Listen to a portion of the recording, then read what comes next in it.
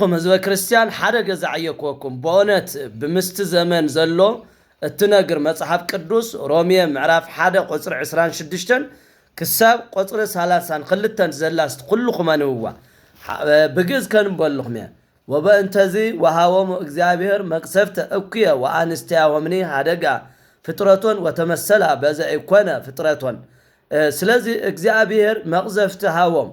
አንሽቶም ፍጥረቶን ሓዲገንየን ወተመሰላ በዘ ይኮነ ፍጥረቶን ፍጥረትን ብዘ ይኮነ ነገር ተመስለንየን ማለት እዚ ናይ ደቂ ኣንስትዮ ፍጥረትን ሓዲገን ኣለዋ ላብቅ ሰበይቲ ለሰበይቲ ትምርዕዋ ኣለዋ ነገር ግን ምስ ሰብኣይ ክትምርዕውላ ኣለዋ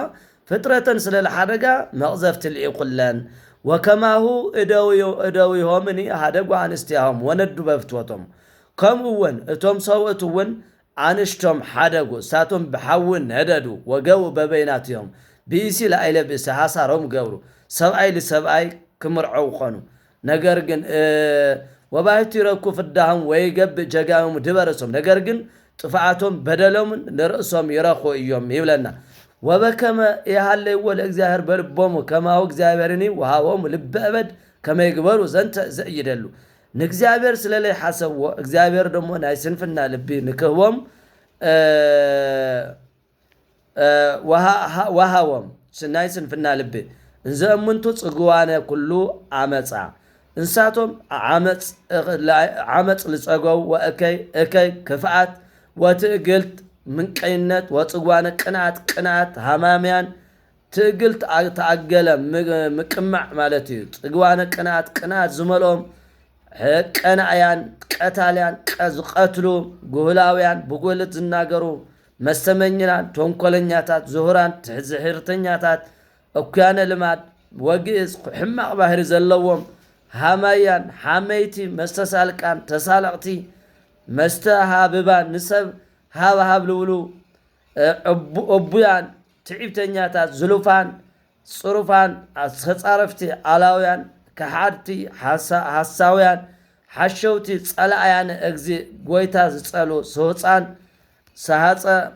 ሸሸ ህዱማን በቃ ሕማቃት ዝኾኑ አብዳን ሰነፋት ዝንጓዓን ወመስተሃስሳን ለእከይ ለኽፍዓት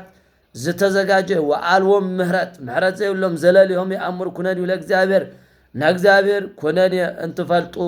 ነገር ግን ምህረት የብሎም ከመይደልዎ ሞት ለዘገብረ ዘንተ እዚ ለዝገበረ ሞት ዝግብኦም ካንላፈት ከመዚ አኮ ባይትቶም ዘይገብሩ ወአዲ ለባይትቶም ይውየህክዎ ያገብእዎ እዚ ደሞ ለበይኖም አይኾንም ለኻን እውን የለዓዕልዎ ለኸትዎ ስለዚ ኣብ ዘመንና ዘሎ በእውነት ሕማቕ ዘመን ሕማቕ እንሰምዕ ዘለና ሰዶማውያን አንስትን ፍጥረተን ዝሓደጋሉ ሰዓት ብኡ ምኽንያቱ እውን መቕዘፍቲ ልወርድ ዘሎ ስለዚ እዚያ ኩላትና ነንብባ ንኩሉ ሸር ንበላ ኩሉ ክመሃር መቕዘፍቲ ከም ዘምፅእ ኩሉ ናብ ሕጉ ንክምለስ አንሽቲ ፍጥረተን ክርስዓ ከም ዘይብለን ኣወዳት ከምኡ ስለዚ እዚያን ኩሉ ሸር ንበሎሞ መቕዘፍቲ ከም ዘምፅእ እናፈለጥና እዚያ በእውነት ኩላትና ገዛዕዮ ነንብባ ኣብ ገዛና ኮይና እዛ መጽሓፍ ቅዱስ ማለት እየ